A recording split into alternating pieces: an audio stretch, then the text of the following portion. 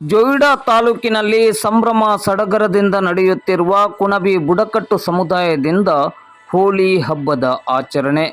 ಅರಣ್ಯ ಹಾಗೂ ವನ್ಯ ಸಂಪತ್ತಿನ ರಕ್ಷಣೆಯ ಜೊತೆಗೆ ಆರಾಧಿಸಿ ಪೂಜಿಸುತ್ತಾ ಬಂದಿರುವ ಕುಣಬಿ ಬುಡಕಟ್ಟು ಸಮುದಾಯದ ಸಾಂಪ್ರದಾಯಿಕ ಹೋಳಿ ಕೋಲಾಟ ಹಬ್ಬ ಇದೀಗ ಜೊಯ್ಡಾ ತಾಲೂಕಿನಲ್ಲಿ ಸಂಭ್ರಮ ಸಡಗರದಿಂದ ನಡೆಯುತ್ತಿದೆ.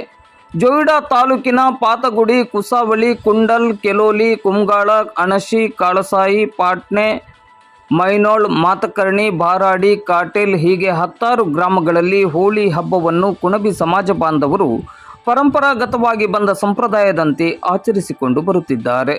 ಹೋಳಿ ಹಬ್ಬದ ಈ ಸಂಭ್ರಮದ ಸಂದರ್ಭದಲ್ಲಿ ಇಂದು ಶುಕ್ರವಾರ ಸಂಜೆ 4 ಗಂಟೆಗೆ ಜೊಯ್ಡಾ ತಾಲೂಕಿನ ಬಾರಾಡಿಯಲ್ಲಿ ಮಾಧ್ಯಮದ ಜೊತೆ ಈ ಹಬ್ಬದ ಆಚರಣೆಯ ಕುರಿತಂತೆ ಕುಣಬಿ ಸಮಾಜದ ಜಿಲ್ಲಾಧ್ಯಕ್ಷರಾದ ಸುಭಾಷ್ ಗೌಡ ಹಾಗೂ ಇನ್ನಿತರರು ಮಾತನಾಡಿದರು. ಬುಡಕಟ್ಟು ಕುಣಬಿಗಳು ಕಳೆದ ಅನೇಕ ಶತಮಾನಗಳಿಂದ ನಮ್ಮ ಸಂಸ್ಕೃತಿ, ದೇವರು, ಆಚಾರ ವಿಚಾರ ಹೀಗೆ ನಮ್ಮ ಸಂಸ್ಕೃತಿಯನ್ನು ಸಂರಕ್ಷಣೆ ಮಾಡಿಕೊಂಡು ಬಂದಿದ್ದೀವಿ. ವಿಶೇಷವಾಗಿ ನಮ್ಮ ಕಾಟೇಲಿ ಗ್ರಾಮದಲ್ಲಿ ಕಳೆದ 40-45 ವರ್ಷಗಳಿಂದ ಇಂಥ ಬುಡಕಟ್ಟು ಸಂಸ್ಕೃತಿಯು ಪ್ರಾರಂಭಿಸದಿದ್ದರೂ ಕೂಡ ಈ ಸಲ ಈ ಗ್ರಾಮಸ್ಥರೆಲ್ಲರೂ ಸೇರಿ ಒಳ್ಳೆಯ ರೀತಿಯಿಂದ ಈ ವರ್ಷ ಈ ಸಂಪ್ರದಾಯ ನಮ್ಮ ಕುಣಬಿ ಬುಡಕಟ್ಟು ಸಂಪ್ರದಾಯವನ್ನು ಆಚರಿಸಿದ್ದಾರೆ. ತುಂಬ ಖುಷಿಯ ವಿಚಾರ. ಇಡೀ ಬುಡಕಟ್ಟುಗಳು ತಮ್ಮ ಹಾಡಿನ ಮೂಲಕ, ಸಿಗ್ಮೋ ಹಾಡಿನ ಮೂಲಕ ನಮ್ಮ ಪರಿಸರ, ಕಾಡು, ಜಲ, ನೆಲ, ನೀರು, ಹೀಗೆ ನಮ್ಮ ದೇವರು, ನಮ್ಮ ಜನ್ಮಿ ದೇವರು, ಪ್ರಾಣಿಗಳು, ಹೀಗೆ ನಮ್ಮ ಹಾಡಿನ ಮೂಲಕ ವಿವಿಧ ಜಾತಿಯ ನಮ್ಮ ಪರಿಸರಗಳನ್ನು ಸಂಪ್ರದಾಯಗಳನ್ನು ಅವರು ಸಂರಕ್ಷಣೆ ಅದನ್ನು ಎತ್ತಿ ಹಿಡಿಯುವುದರ ಮೂಲಕ ನಮ್ಮ ಬುಡಕಟ್ಟು ಸಂಸ್ಕೃತಿಯನ್ನು ಎತ್ತಿ ಹಿಡಿತಾ ಇರೋದು ವಿಶೇಷವಾದದ್ದು.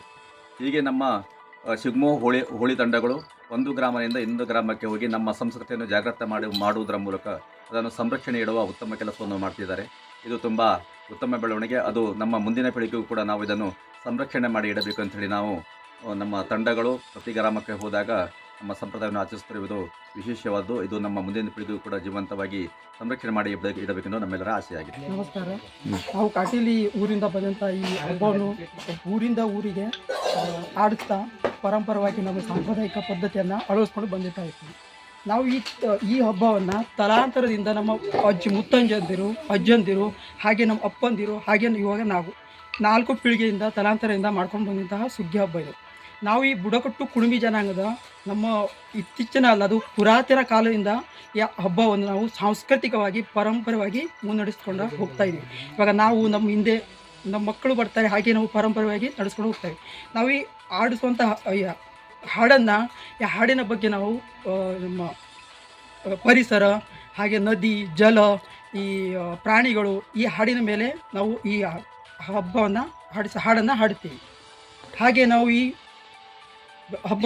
ನಾವು ಈ ಆಡುವಂಥ ಸಂಸ್ಕೃತಿಯನ್ನು ಒಂದು ಊರಿಂದ ಇನ್ನೊಂದು ಊರಿಗೆ, ಹಾಗೆ ಈ ಊರಿಂದ ಹಾಗೆ ಮತ್ತೊಂದು ಊರಿಗೆ ಹಾಗೆ ನಡೆಸ್ಕೊಂಡ ಪರಂಪರವಾಗಿ ಬರ್ತಾ ಇರ್ತೀವಿ. ಮುಂದಿನ ಪೀಳಿಗೆ ನಾವು ಈ ಹಬ್ಬವನ್ನು ಆಡಿಸುವ ಕಾರಣ ಅಂದರೆ ನಾವು ಈ ಇತ್ತೀಚಿನ ಸಂಸ್ಕೃತಿನ ನಾವು ಮುಂದೆ ನಡೆಸ್ಕೊಂಡು ಹೋದರೆ ಹಾಗೆ ನಮ್ಮ ಬರುವಂಥ ಪೀಳಿಗೆನೂ ಕೂಡ ಅವ್ರ ಮುಂದೆ ನಡೆಸ್ಕೊಂಡು ಹೋಗ್ತಾರೆ.